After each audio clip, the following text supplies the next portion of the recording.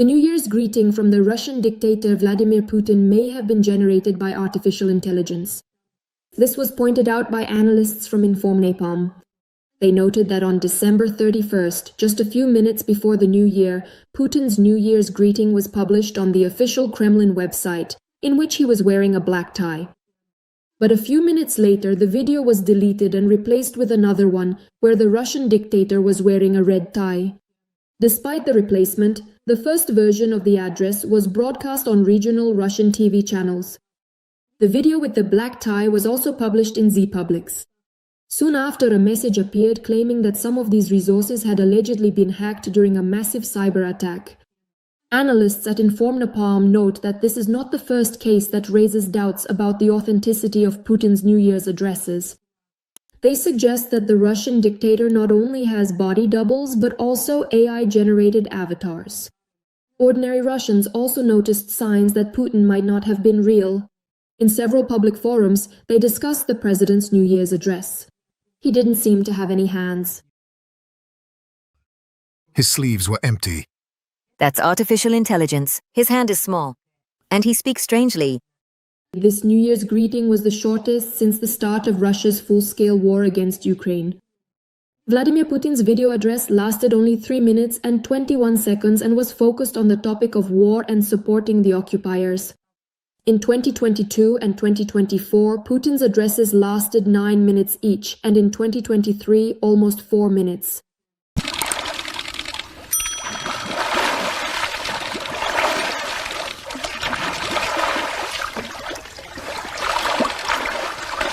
Oh God, save us and protect us. Honestly, I don't even know what's more disgusting. Putin in swim trunks or Skabiva's voice? What do you think? You know, New Year's holidays and New Year's addresses to Russians are a whole separate topic for that nasty little Putin. Dear friends, respected citizens of Russia, honored ladies and gentlemen, in just a few minutes, we will step from the present into the future. He first made his appearance in the Kremlin on New Year's Eve, which was December 31st in the year 1999. Can you even imagine what it must have been like back when that was? What do you remember about the 90s? Write it in the comments. Amita, I've done everything I could. So old drunk Yeltsin back then, on the eve of 2000, didn't just get tired and leave, or just get in a car and drive away. But he probably made the biggest mistake of his life. By the way, he regretted it for the rest of his days.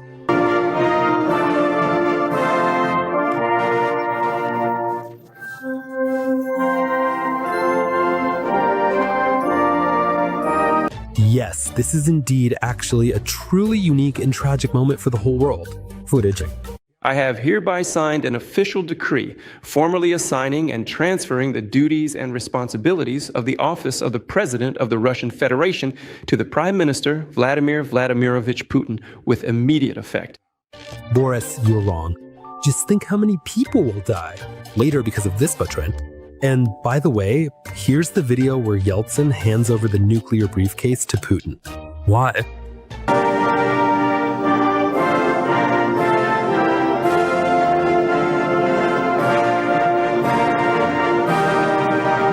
And Yeltsin probably couldn't have even imagined that besides the nuclear briefcase, Putin would also have a fecal one. Now it's clear what was in that briefcase, people joke on social media.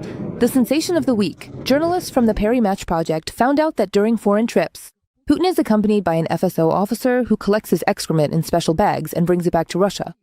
Why? So that using the biomaterials, information about the president's health doesn't fall into foreign authorities' hands. And this isn't the first juicy detail about the Russian president's security protocol.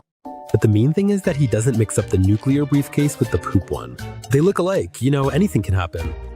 They told us that Vladimir Putin actually travels with his own personal toilet, which in fact they have to set up right in front of the museum, so that if he needs to use the restroom, he can use his own private bathroom facility. But let's get back to New Year's, which is already knocking at the door. After Yeltsin's anointing, things just took off. It's already been a quarter of a century. Putin, well, with a little Medvedev sprinkled in, says the same frozen speech every year on December 31st. He kinda says the same thing, but every time he manages to hit a new low. Well, that takes some skill too. I wish everyone health, love, and happiness. Happy holidays. Happy 2016. New Year. Now, just seconds before the arrival of 2023, the year of the full-scale war with Ukraine, Putin's army is crushed near Kyiv. Russians are persona non grata everywhere, yet Putin keeps feeding people lies. It was a year that put a lot of things in their place. It clearly separated courage and heroism from betrayal and cowardice. Oh, by the way, speaking of cowardice, meaning Putin's cowardice, this New Year's address. The eve of 2023 is a perfect demonstration of who Putin really is and just how deceitful, primitive, and vile Putin's Russia has become. Notice that this time, Putin isn't speaking against the backdrop of the Kremlin, though of course it was all recorded in a bunker anyway, but instead he's supposedly surrounded by so-called heroes of the so-called special military operation. Together, we will overcome all difficulties and keep our country great and independent. We will only move forward. We will win for our families and for Russia. What a joke, you half-baked Victor. But pay attention to something else. These so-called heroes of this so-called special military operation are just standing there like statues, not even moving. But I found some footage, supposedly of informal bunker-style interaction with the military. For now, that's what I'm calling it. So this is Putin's New Year's address to the occupiers. That's how it turns out. They just drove Russia up to this mess, barely managing to give everything up. Or to fight back. Well, yeah, whatever. You'd think the main cannibal is standing there next to his pet killers and looters. It all seems clear, but here comes the first funny thing. Putin himself, you see, is afraid of his own soldiers. Just look at this photo. Don't you notice anything here? Let me explain. The Russian grifter Putin is even afraid of his own fake clowns, the ones he recorded the New Year's address with. The bunker grandpa doesn't trust anyone, and it looks like he was wearing a bulletproof vest under his jacket. Well, it all makes sense. Putin, he's just... A coward, and a coward. A coward. You can't even imagine how much. Turns out, almost all of these so-called SVO heroes are actually FSO agents, meaning Putin's bodyguards. So he even put on a bulletproof vest in front of them. Can you imagine? As long as we have people like you who are incredibly dedicated and committed, and the guys and girls who are with you. Of course, we can't give up anything. We have to fight, only move forward. Oh, and now, here's the most important and crucial part. Take a look at this shyly smiling, supposedly military blonde woman. She clearly enjoys getting compliments from Putin. And here she is in the footage from the New Year's address. She's standing there like a statue again. Well, you might think it's military discipline. But now, let's suddenly jump back to the distant year of 2016. 9 years ago, Putin and Dima Medvedev went to the Novgorod region, supposedly to meet with some fishermen. After a boat ride on Lake Ilmen and chatting with the local fishermen from Novgorod, Vladimir Putin instructed the governor of the Novgorod region to make a list of the most pressing problems faced by specialists in this field. So why do we need to know all this, you might ask? Well, let me tell you and show you. After their little boat ride, Putin and Medvedev decided to have some fish soup and listen to the fishermen's problems. Oh, and that's when the main fisherwoman spoke up. The Little Mermaid. We would like to ask you to consider increasing the staff of the Fisheries Protection Service and equipping them with modern technical equipment. So did you catch that? Larisa Sergyukhina is listed as the head of a fishing company. And 9 years later, she's already a hero of the special military operation. Well, obviously it's fake. She's just dressed up to the part. She stands next to Putin during this. Addressed to the Russian nation. That's a life, isn't it? A rich one, right? But wait, that's all. Life has really tossed Sergyukhina around. Now, let's just take a moment to jump to 2021. Temporarily occupied Crimea. Number 5, here we go. At the Admiralty shipyards, they launched a new submarine, the Veliki Novgorod. How did you launch it, you might ask? Still, the armed forces of Ukraine will end up sinking that submarine. And you'd be right. But that's not the funny part.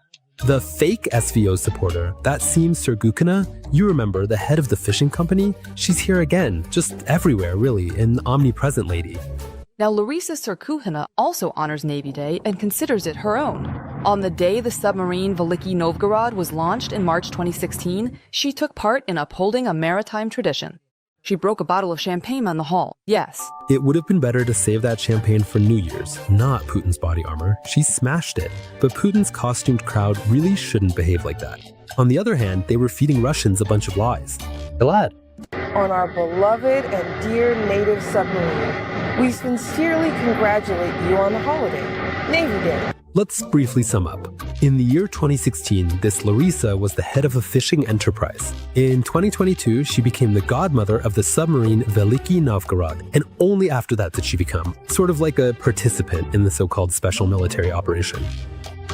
For me now, I guess this is the most important holiday. Well, except for New Year's, Navy Day. But actually, this Larissa, or whatever her name is, really has a dark chapter in her FSO biography. That's exactly why, in certain circles, she's called Laura Plombier.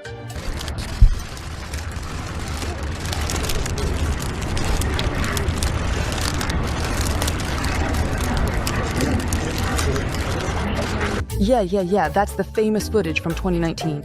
That's when Putin, on camera, treats Erdogan to some ice cream. And do you know who's behind the cover? That's right, the heroine herself, the godmother of the submarine, Fisherwoman of the Year, and simply Laura Plombier. Well, it all adds up.